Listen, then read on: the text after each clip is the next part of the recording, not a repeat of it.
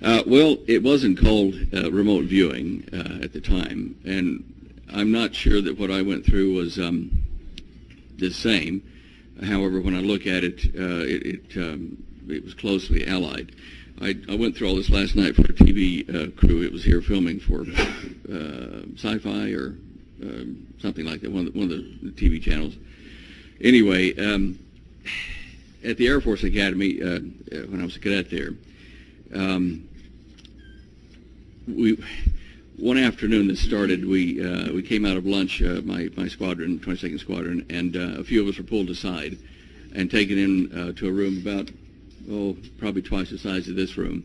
And had a screen up at this end and a kind of a silvery egg-shaped slide projector sitting back there where the camera is here.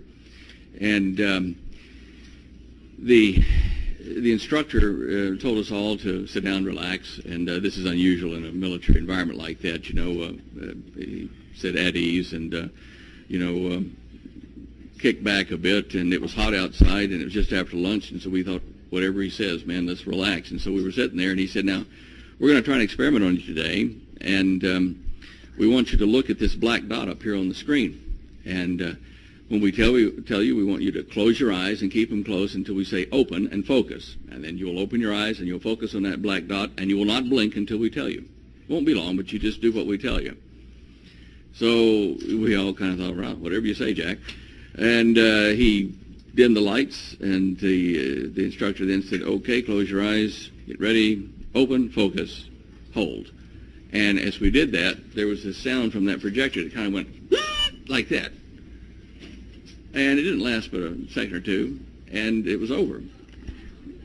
We thought, well, that was fun. All we could see on the screen was something like something out of focus, like clouds moving very rapidly, static basically, but it wasn't quite as fine as you'd see in white noise.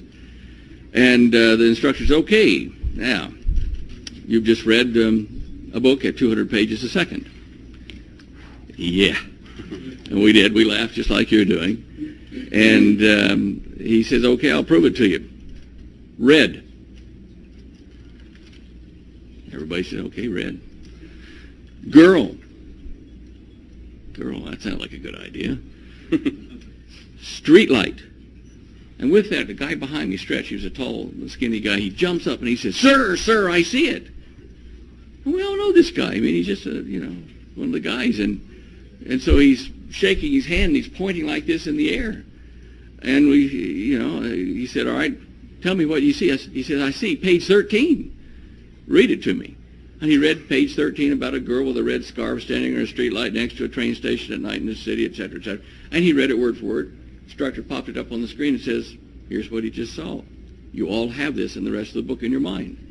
Now, he was able to see it more rapidly than you, that portion. But after you've dream slept, you'll pick it up. All right, well, that's not remote viewing, but then after that, for days, we would get up in the morning and have black circles under our eyes. We would be dream assimilating whatever they'd pumped in.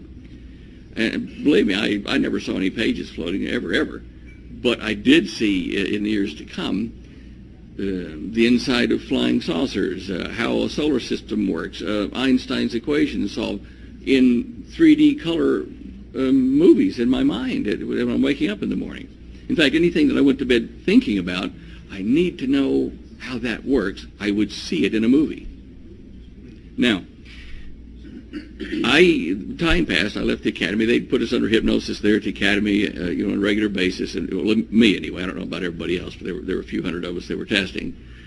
And I forgot about it. And when I got recruited by Teller's people and went down to Australia, I was in a meeting with the chief superintendent, like the grand honcho of the Aeronautical Research Lab at Fisherman's Bend in Melbourne.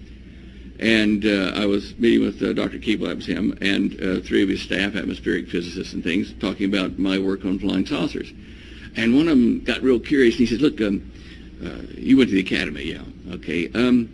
Listen, the training you got, did you realize that you were tying into a database? And I said, well, what are you talking about? And he says, the things you can see in your mind. And I said, well, no, I didn't. What are you talking about? And he said, well, they were training you guys, and we heard about the test. We just are really happy to meet one of you guys in person that's alive. And I thought, I thought, well, that's an unusual way to say it, yeah. What do you mean? And he said, well, we heard that a lot of you died or suicided. And I said, well, a few did. I didn't realize it was because of that, but all right, what were we doing? And he said, they were tuning your mind like a radio so that you could think on a subject and while the rest of the world's asleep over the other side of the planet, and you could get into their minds without seeing the individual, but there was a database of common knowledge that you were pulling on. And I kind of laughed because I thought they were having a lend of me, and no, they were serious, and said, no, we're quite glad to meet you, and that's what was happening. They've tuned your mind like a radio. And so I suppose, in essence, that's remote viewing, and perhaps like some of these mystics talk about, where you get in a state and you can, access the record of information around the planet. I don't know, but wow. I never was able to focus it and say, where is this thing hidden, or where is that secret base, or that kind of junk. So.